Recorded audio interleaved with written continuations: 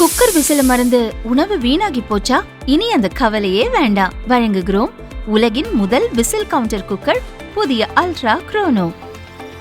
Ultra என்றால் ஆரோக்கியம்.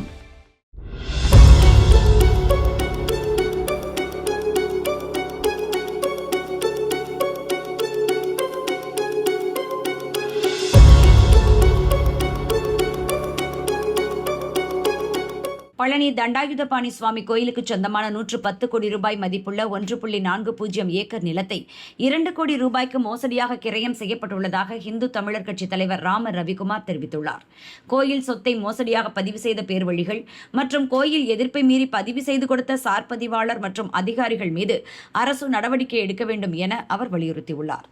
பழனி அருள்மிகு தண்டாயுதபாணி சுவாமி திருமணத்திற்கு சொந்தமான சுமார் 110 கோடி மதிப்புள்ள 1 ஏக்கர் 40 சென்ட் அளவுள்ள இடத்தை தண்டாயுதபாணி சுவாமி திருக்கோயில் தேவஸ்தானம் கடந்த சில மாதங்களுக்கு முன்பு உயர்நீதிமன்றம் உச்சநீதிமன்றம் வரை சென்று உத்தரவு பெற்று இந்த இடத்தை கையகப்படுத்தியது.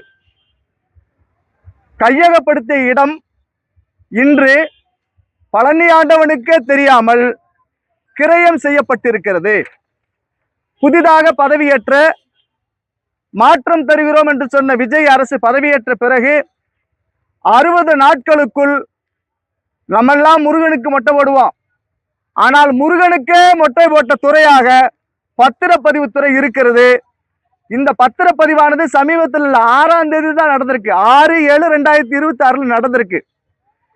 இந்த இடம் திருப்புகழ் சுவாமிகள் முருகதாஸ் சுவாமிகள் அண்டு தண்டபாணி சுவாமிகள் ட்ரஸ்ட் அடிவாரம், முருகதாஸ் மேற்படி முகவருக்காக ஒரு நபர், வெள்ளத்துறை சேதுபதி என்கின்ற 2 நபர்கள், எந்த ஊருன்னு தெரியல, 2 கோடி ரூபாய்க்கு குறைந்த விலை மதிப்பீட்டுல பதிவு பண்ணியிருக்கிறாங்க. இது பெரிய அதிர்ச்சி தரக்கூடியது. முழிச்சுக்கிட்டு இருக்கப்ப முழிய தோன்றது மாதிரி. நான் 110 கோடி ரூபாய்க்கு பஞ்சாமிர்த வருமானம் வந்துருச்சு, உண்டியல் வந்துருச்சு எல்லாம் பெருமை பீத்திக்கிட்டு இருந்த நேரத்துல 110 கோடி ரூபாய் சொத்தை ஆட்டை போட்டிருக்கான்.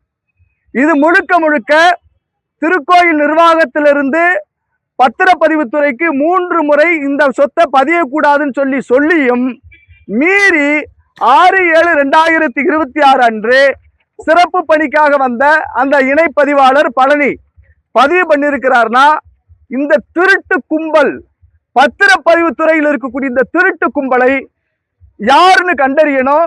இந்த சொத்தை மோசடியா பதிவு பண்ணவனை கண்டறியணும். கோயில் நிர்வாகம் சொல்லிருக்கு துறை ரீதியாக நடவடிக்கை எடுன்னு சொல்லி பத்திரப்பதிவுக்கு மிஸ்டர் லோகேஷ் தமிழ்ச்செல்வன் பத்திரப்பதிவுத்துறை அமைச்சர் உடனடியாக பழனி சார்பதி அலுவலகத்துக்கு வரணும். இந்த திருட்டு கும்பல் பத்திரப்பதிவுத்துறை எங்க கோயில் சொத்தை கொள்ளையடிச்சு இந்த அயோக்கிய பதிவு செய்யக்கூடிய அந்த பதிவுத்துறையில் இருக்கக்கூடிய அதிகாரிகள் கிரிமினல் ஆக்ஷனுக்கு எடுக்கப்பட்டு சஸ்பெண்ட் வேற இல்லை, அந்த மனிதர் குற்றவியல் நடவடிக்கைக்கு உட்படுத்தப்பட்டு சிறைப்படுத்தப்படணும். இதை உடனடியாக செய்யவில்லை என்றால் எங்களுடைய மாநில செயலாளர் திரு மனோஜ் அவர்கள் மூலமாக நீதிமன்றத்தை நாடி அந்த சட்ட நடவடிக்கைக்கு உட்படுத்துவோம் என்ற செய்தியை இந்த தெரிவிக்க வந்திருக்கிறேன். இப்ப நீங்க நாங்க யார்கிட்ட போய் முட்டிக்கிறது? எல்லாரும் பழனி ஆண்ட வந்து மொட்டை போடுறோம். அவருக்கே மொட்டை போட்ட அரசு இந்த அரசா இருக்கு. 6ஆம் தேதி தான் வந்து பதிஞ்சிருக்காங்க. கோயில் நிர்வாகத்துக்கு தெரியலன்னு சொல்றாங்க. இது எப்படி பாக்குறீங்க? இல்ல கோயில் நிர்வாகத்துக்கு தெரியலங்கிற குற்றச்சாட்டுல மறுக்கிறேன். கோயில் நிர்வாகம் அந்த சம்பந்தப்பட்ட பதிவுத்துறைக்கு 3 முறை கடிதம் கொடுத்திருக்கிறான்னு அறிக்கை குறிப்பிடுது. ஆக இந்த அறிக்கையை மீறி அவங்க கொடுத்த அந்த பதியக்கூடாதுங்கிற அந்த செயலையும் மீறி உயர்நீதிமன்ற உச்சநீதிமன்ற தீர்ப்பையும் மீறி பதிகிறாங்கன்னு சொன்னா, இந்த பத்திரப்பதிவுத்துறை என்பது கோயில் அழிப்பு துறை, ஊழல் மிகுந்த துறை, தூய சக்தி அல்ல, இது தீய சக்தி, திருட்டு சக்தி துறை என்பதை நான் சொல்லிக்கிறேன்.